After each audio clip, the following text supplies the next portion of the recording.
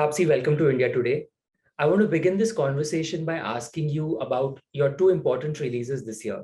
One is Haseen Dillruba and the other is Rashmi Rocket. What do you make of these films and how has the reaction from the fans been? I'll tell you, they've asked me a lot of questions in the first one. The year has been very gratifying, satisfying as an actor performer. But on the other hand, as an actor in the film industry, I really wanted these films to come on big screen, which couldn't. So that, you feel something went amiss, which was not in our control. So that ways, you still feel like, okay, fine, let's move something that I'm not really happy about, but let's move ahead and cater to the coming years to make sure that what we can do best there. Other than that, the reactions of people, well, I think with Haseen, I ventured into the audience, though that kind of audience that really that I didn't go to before. The kind of audience which has I have a set of audience who have seen me in these films where I stand up for a cause or I speak for the underdog, and all these kind of roles have gotten me an audience, and I'm glad and thankful for that. But Haseen was a film which didn't talk about any morality, so to say, in your face. It was a pulp fiction thriller, a very Hindi heartland pulp fiction thriller, which wasn't really seen on screen before, and especially didn't expect it to be with me, because I probably not the first thing that comes in mind when you want to talk about a very feminine seductress, in a film. So I guess people did take it very unexpectedly. Okay, some took it as a surprise, some took it as shock, but either of these two things really helped someone who wants to make an impact. I gained some audience. A set of audience questioned it, but then mm, I'm glad that happened and it didn't go unnoticed. Disheartening would have been if it went unnoticed and nobody really bothered. But the number of people who saw that film, when the data got out by Netflix, and the kind of response that film got in some trending in some 15 odd countries in the world. So that really made me feel like you don't really always have to align yourself with the morality of a bunch of few.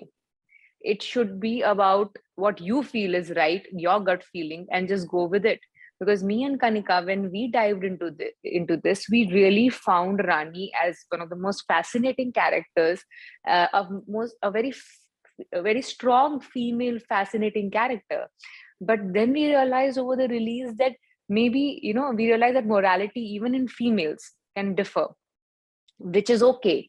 We should agree to disagree, but shouldn't really plan to tell other person that you should do this and you should do that. That for me is against feminism as well.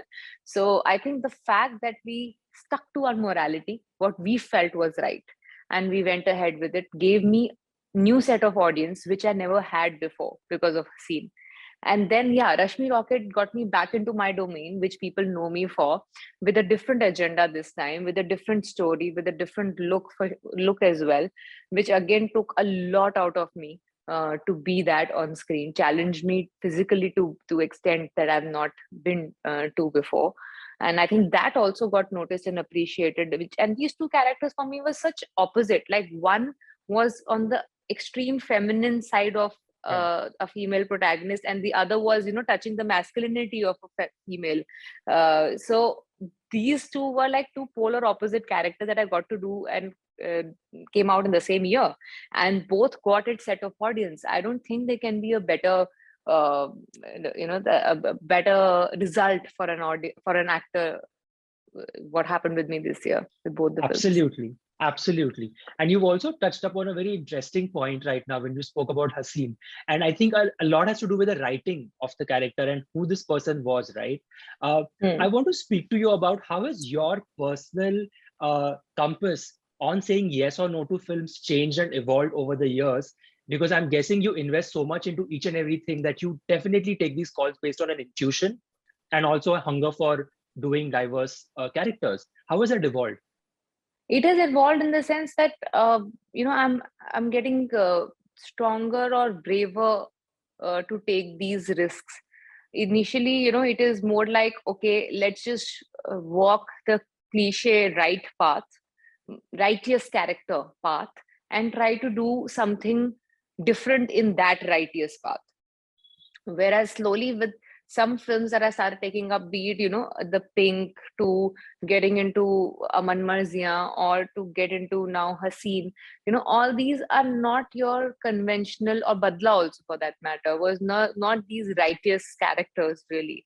But then with every film, and the response to each of these films ended up giving me more strength to go into that not so righteous but the real zone of characters. And I think that the audience is what gave me the confidence when they started receiving these roles the way I would have received them as an audience, because I choose films basis an audience's point of view. When I hear a film script or I read a script, I'm not thinking as an actor that, okay, how fancy this film will be in my filmography, or what fun to work with the kind of people that are there in the film. I actually first think as an audience, is it exciting for me to watch this film on screen, or it's just like, we'll not really that exciting, I'll wait for it whenever it comes on OTT or television.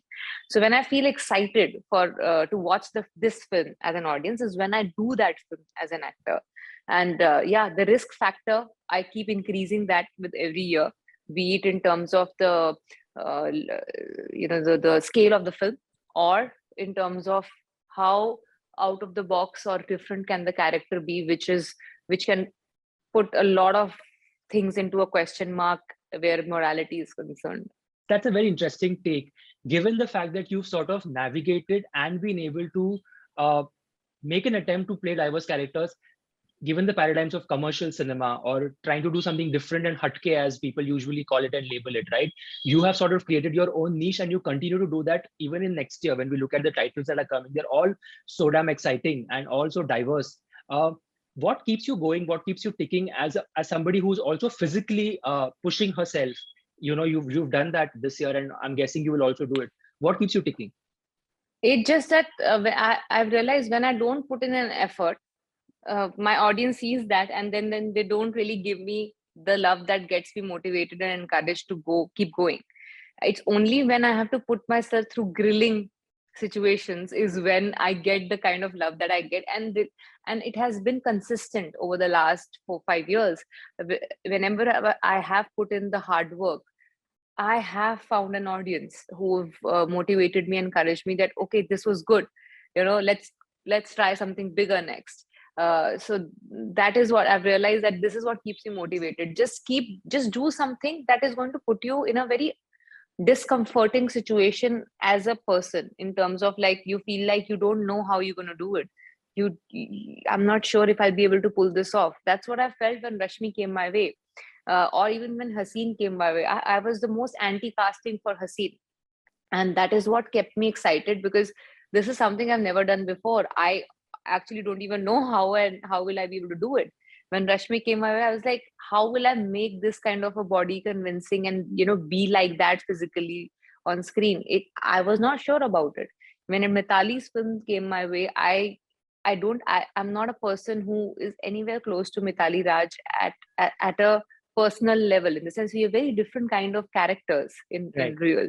She's very classic, elegant, by the book, very proper person, and I am totally opposite of that. And then cricket, which I've never played in my life. I've never even picked up a bat in my life, not even in gully cricket. So for me to do with her biopic was something that was just used to give me sleepless nights. So that makes me feel like, okay, this is going to bring out something new in me, which I haven't experienced before. So hence it will become something new for my audience also to watch. Right. And Taapsee, in a recent conversation, you did make a very valid point, and you mentioned that you do watch, as an actor, you do absorb and watch a lot of other performances, cinema. It gives you a lot of insight into what others are doing, or not just others, but in general. And since you're wrapping the year, any performances, international or anything in Bollywood or otherwise, that has sort of put an impression on you this year, has left a mark on you? I think there are a lot of these performances, yeah, internationally too. I mean, I do watch different kind of cinema from outside India, but not as much as I watch Hindi films and Hindi shows. So out of whatever I've seen, in Hindi films and shows, I have a decently good list actually of the people who have done a really good job. I really liked what Huma did in Maharani, to what um, uh, Sam did in Family Man 2, to I loved watching Bombay Begums. I loved what all the actors did in that. I really loved what Ranveer did in Suryavanshi. He was just superb in that small role, is outstanding. And 83 as well. I mean, all of them are so good in 83. And yeah, so there's a long list. Yeah, Vicky to Adarsh, Gaurav. I mean, they're all so good. Right. So there's a long list of admirable performances this year. Right. You mentioned Suryavanshi, and when we take your name, this whole conversation comes up about the fact that Taapsee had a judwa, and then there was a lot of conversation about it, and then she let us know what she thought of it. When was the last time you were offered an insignificant role in a commercial film, and what was your take on it? No, I have not been offered. Strangely, I really have not been offered that kind of a role. I mean, I'll be honest, they didn't come to me. Even I'll have to go and ask for it if I have to, if I want to do something like that. But no, nobody offered me till date an insignificant role. No. Right. And another question that leads up to this is, I recently met Vani and I was talking to her about Chandigarh and what a brave effort that film is and how good she was in that, right? And she kept saying that, women always keep getting asked, even now we keep getting asked this role, oh, are there roles written for women? Is that an issue? And men get all the better roles. She feels she's like, this narrative has to change. This question has to change. What is your thought on this? Or do you feel like, no, this question still needs to be asked? It's still relevant. People need to be questioned. Filmmakers, directors, the men in the room need to sit up and answer that why do you not have a woman on a poster, or why is there not a character written for her? I honestly, I'm the wrong person to ask this question at all, because I've made a whole career out of these films, and I did them because they were written. I did them because there were directors ready to make them. So I don't, I for once, I cannot be the person who can say that diverse female characters are not written or not done. I think the question needs to change in a way that uh, at par is the question. As many as male characters is the question. At the same level, with the same stakes is the question. The question is not if they are written, or they should be written or no. They are written. There are quite a few which are written, and but will the biggest of big directors, who we really aspire to work with, make a film around a female protagonist? Or they will there be male actors ready to do films where it's the female protagonist story, and they probably might not have an equal role like we have been doing for years for the male characters, for the male protagonists. So these are the questions that probably need to ask, according to me, not like why are they not written or and all, because they are written. And most of the times, honestly, I'll tell you, uh, the other side of the coin, I'll tell you, where they are written, but not all female actors feel that they can carry it, or they get a little scared with the fact that there is no big hero's name attached which can safeguard the film. There are so many times, I will tell you, because now I have turned a producer, and there are certain kind of the answers I hear from female protagonists when I go to them for a film, or the fact that Haseen Dillruba was not my film to begin with. It came to me eventually after a couple of people said no, and the reasons behind it were very bizarre. Some things like, this is this my audience might not like this character because she is not the ideal good girl, in a so to say, or the film doesn't have a big male protagonist, and why can't we pitch it to a big male protagonist, and that makes it more comforting for a female actor. These are the kind of excuses a lot of female actors end up giving, because they somehow feel that that it will not be accepted, because that fear is still there of not audience not accepting a female driven film as much as a male driven film. Obviously there are so many exceptions now, there's so many names now which are doing well, but there's still this fear that is there in a lot of female protagonists. So I think all of us also need to be little more brave, little more challenge ourselves to say, okay, zyada se zyada kya hoga, that it might just fail, but at least people will appreciate the effort that I put in. And when one film of a female protagonist works, it opens a door for at least 10 other female protagonists, because then more and more people want to think of, that's what happens. When Kahani and Queen and all that came out at that time, it was because of these women. Then eventually everyone started thinking that, okay, let's just think of a female protagonist in a commercial scheme of things.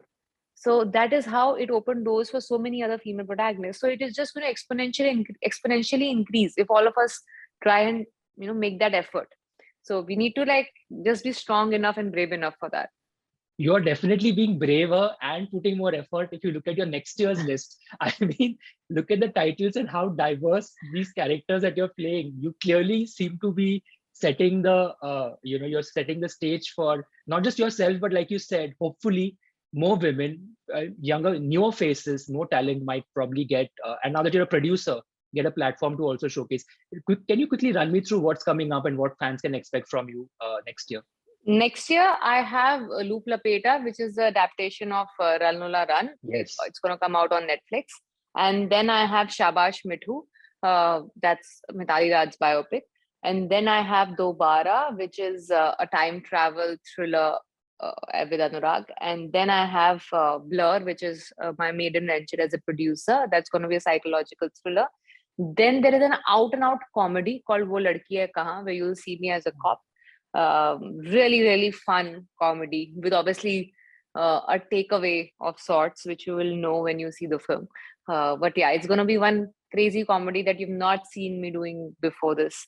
So yeah, these are the films that are going to come up next year. You're going to be busy next year again. I mean, looking at these titles. I'll be busy promoting all these films for sure. I don't know about, I mean, obviously I'm doing a lot of films as well, but I'm hoping they're better spaced out and they're better planned next year, because this year was pretty crazy trying to meet the deadlines of the films that I had committed to. So I'm hoping I can space out things better for the next year. Correct. A few of your fans have quickly put in a question. They want to know if these reports of you doing Raju Hirani's film with Shah Rukh Khan are true. This is what they this is not a news to be hidden.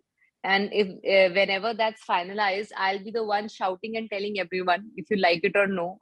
You'll know it from me before anyone else if that whenever that happens. But let things get finalized and let things actually move ahead. And otherwise, these will be just speculation.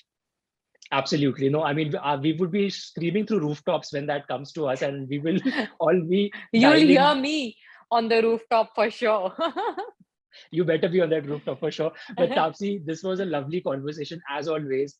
Wish you all the best. So excited to see what's coming up. This year was truly remarkable. Thanks to you. Please keep doing you and keep giving us the diversity that you keep giving us and the belief that you showcase in each and every performance. I think all of us as viewers need to also thank people who are doing that, and you're one of them. So thank you for keeping this light shining, and see you soon. Thank you.